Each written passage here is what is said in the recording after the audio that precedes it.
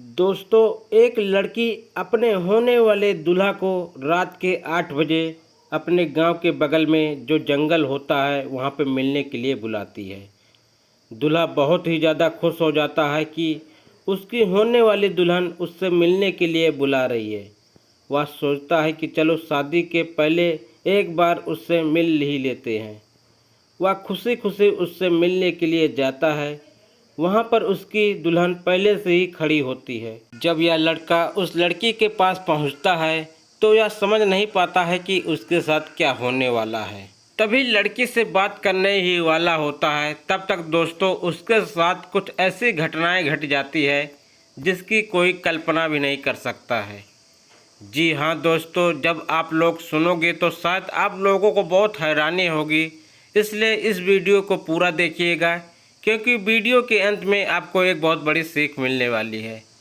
तो आइए जानते हैं पूरी घटना इस वीडियो में। लेकिन दोस्तों, इस वीडियो में आगे बढ़ने से पहले बस वही छोटी सी रिक्वेस्ट है, वीडियो को लाइक कर दीजिएगा, चैनल को सब्सक्राइब कर लीजिएगा ताकि मेरा हौसला बढ़ता रहे। दोस्तों, यह सच्ची घटना है छत्तीसगढ़ के सरगुजा जिले के जगजगा गांव की। एक लड़का होता है जिसका नाम अमित होता है। उसकी उम्र 31 साल की होती है। वह गांव में ही रहकर अपने माता पिता के साथ खेती बाड़ी का काम किया करता था और जो कुछ भी उससे फ़ायदा होता था उसी से उसके घर परिवार का खर्चा चलता था। उसके पिता भी बूढ़े हो चुके थे। तब वह सोचते हैं कि क्यों न मैं अपने बेटी की शादी कर दूं। वह पास ही गांव में पहुंचते हैं। उस गांव का नाम घोघरा होता है। वहां पर एक लड़की को देखते हैं तो वह लड़की उनको बहुत ही पसंद आ जाती है। उस लड़की के माता पिता से उनकी शादी की बातचीत कर लेते हैं। दोस्तों, लड़की का नाम पुष्पा होता है। पुष्पा देखने में बेहद ही खूबसूरत होती है। शादी का दिन पड़ जाता है, सब कुछ तय तमाम हो जाता है। फिर अमित के जो पिता होते हैं वह घर पर चले आते हैं और फिर घर की तैयारियों में जुट जाते हैं, शादी की तैयारियों में जुट जाते हैं।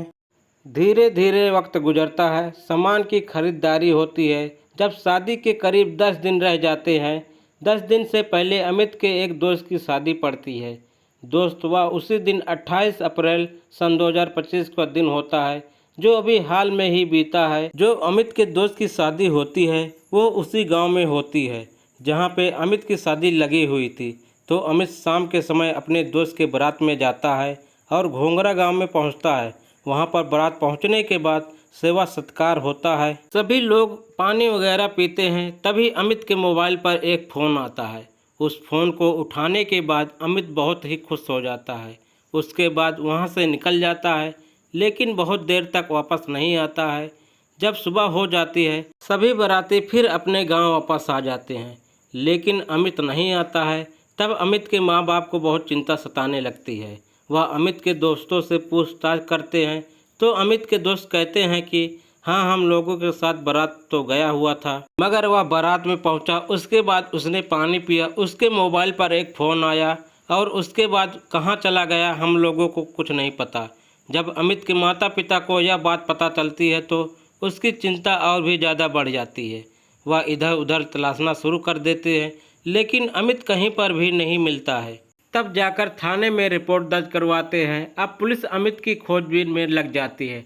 पुलिस ने बारात गए हुए लोगों से पूछताछ करती है तो सभी लोग एक साथ मिलकर कहते हैं उसके मोबाइल पर कोई फ़ोन आया था। उसके बाद अमित कहाँ चला गया यह हम लोगों को नहीं पता। अब पुलिस उसके मोबाइल का कॉल डिटेल निकालती है। तब पता चलता है अमित बार बार पुष्पा के मोबाइल नंबर पर फ़ोन किया था जो उसकी होने वाली पत्नी है। अब पुलिस अमित के माता पिता के घर पहुंचती है और कहती है कि यह पुष्पा आपकी कौन लगती है। तब अमित के जो माता पिता होते हैं वह कहते हैं कि पुष्पा मेरी होने वाली बहू है। तब पुलिस घोघरा गांव पुष्पा के घर पहुंचती है और पुष्पा से पूछताछ होती है तो पुष्पा कहती है कि नहीं, वह मेरे वहां तो नहीं आए थे, क्योंकि जो अमित के माता पिता होते हैं वह भी पुष्पा के पास फ़ोन करके पूछ लिए थे। तो पुष्पा ने उनको यही जवाब दिया था। जब पुलिस उनके पास पहुंचती है तो पुष्पा भी यही जवाब देती है, लेकिन पुलिस को कुछ संदेह होने लगता है। तब फिर पुष्पा को जो कॉल डिटेल होता है उसको भी खंगाला जाता है तो पता चलता है कि पुष्पा जो होती है अपने होने वाली पति से बहुत कम ही बातें किया करती थी, मगर एक नंबर ऐसा होता है जिससे वह घंटों तक बातें किया करते थे। रात हो या दिन हो, सबसे ज़्यादा उसी नंबर पर बात किया करती थी। तब जब पुष्पा से पूछताछ होती है तो पुष्पा कुछ भी नहीं बताती है। अब पुलिस को संदेह और ज़्यादा होता है। उसके बाद पुलिस पुष्पा को पकड़कर थाने ले आती है। यहाँ पर उससे पूछताछ होना शुरू हो जाती है, लेकिन पुष्पा यहाँ पर भी कुछ नहीं बताती है। जब पुलिस अपने तरीके पर आती है और पुष्पा से पूछताछ करती है तो पुष्पा जब कुछ सच सच उगल देती है। वह कहती है कि मैं एक लड़के से प्यार करती हूँ जिसका नाम बबलू है। इसके बारे में हमने अपने माता पिता को बताया था, लेकिन मेरे माता पिता इसके लिए राजी नहीं थे। वह चाहते थे कि मेरी शादी बबलू से ना होकर जहाँ पर वह पसंद कर रहे हैं हम उनसे शादी करें, मगर यह लड़का मुझे पसंद नहीं था। अब जब मेरे माता पिता शादी के लिए नहीं माने तब मैं बबलू से बात की तो बबलू ने कहा कि अगर तुम्हारे माता पिता नहीं मान रहे हैं तो फिर क्या होगा, क्योंकि मैंने अपने माता पिता से बात किया तो वह लोग शादी के लिए मान गए हैं। अब दूसरा क्या होने वाला है, इससे अच्छा कि हम दोनों लोग दुनिया ही छोड़ दें। लेकिन पुष्पा कहती है कि हम लोगों को दुनिया छोड़ने से क्या मिलेगा, इससे अच्छा है कि जिससे मेरी शादी होने वाली है उसी को इस दुनिया से उठा देते हैं। तब बबलू कहता है कि यह कैसे होगा। पुष्पा कहती है इसका चिंता तुम छोड़ दो और किस तरीके से उसे अपने पास बुलाना है वह मैं देख लूँगी। फिलहाल दोनों में बातचीत तय तमाम हो जाती है और एक दिन समय रखा जाता है कि अब मैं अमित से कुछ और बातें किया करूँगी और उसे अपने करीब में खींचूँगी और एक दिन उससे मिलने के लिए बुलाऊँगी। फिर उसका काम तमाम कर दिया जाएगा। वह सारा प्लान बनाते हैं और इसी प्लान के तहत पुष्पा काम करने लगती है। अब अमित से कुछ और भी बातें करना शुरू कर देती है, जिसकी वजह से अमित जो होता है वह समझ नहीं पाता है कि उसके साथ आगे क्या होने वाला है। धीरे धीरे वक्त गुजरता है और 28 अप्रैल का दिन आ जाता है। तब पुष्पा शाम के समय अमित को फ़ोन करती है और उससे अपने गांव के बगल के जंगल में बुलाती है मिलने के लिए। अमित बहुत ज़्यादा खुश हो जाता है और यह पुष्पा से मिलने के लिए पहुंच जाता है। पुष्पा झाड़ियों के किनारे खड़ी थी और वहीं पर जो ही अमित वहां पहुंचता है तो अमित अपनी होने वाली पत्नी को देखकर बहुत ही खुश हो जाता है। अपनी पत्नी को वह गले लगाता है, लेकिन जो पुष्पा होती है अमित को थोड़ा दूर ढकेलती है और झाड़ियों में से एक लकड़ी का टुकड़ा निकालती है और अमित के सर पर दे मारती है। तभी पास ही जो बबलू छिपा हुआ था वह आता है और इस पे ताबड़तोड़ वार कर देता है, जिसके कारण घटना स्थल पर ही अमित की मौत हो जाती है। जब अमित की मौत हो जाती है तो दोनों सोचते हैं कि अब लाश का क्या किया जाए।